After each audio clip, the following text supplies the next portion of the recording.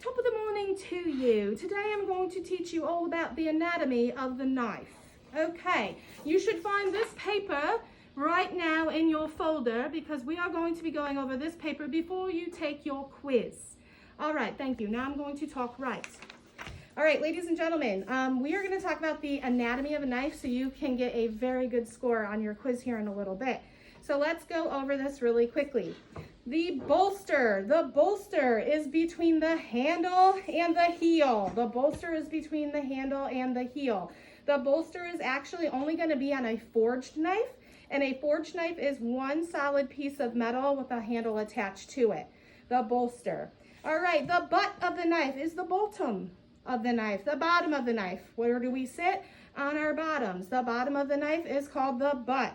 All right, the next is the edge of the knife. The edge of the knife is actually the sharp blade.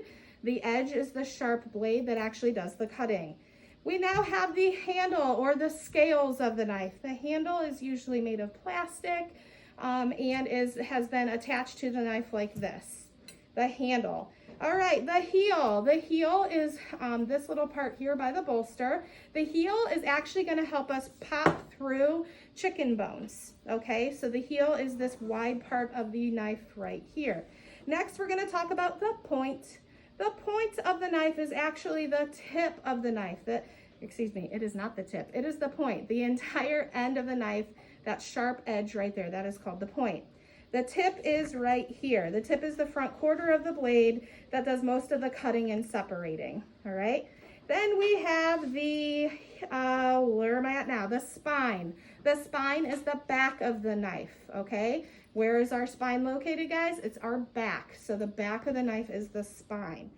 And then we have the tang. The tang is this metal piece that goes all the way to the butt. You can see that this is one piece of steel, forged steel, and this is known as the tang, the metal that goes through the handle.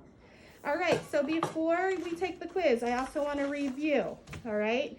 Number one on your cutting tools notes, should say, a sharp knife is a safe knife.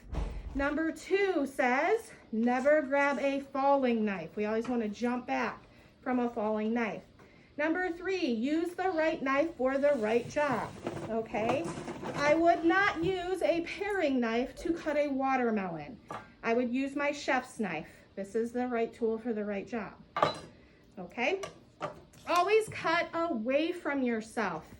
You're gonna be playing with potatoes next week, and some of you might accidentally put the potato on the cutting board and do one of these motions. That's not good. The knife can slip and cause you harm, okay? So we always cut away from ourselves. Number five, keep your eyes on the blade. When you're cutting, I don't want you talking to your lab partner. Then we don't have a finger, not good. Keep your eyes on the blade when you're cutting.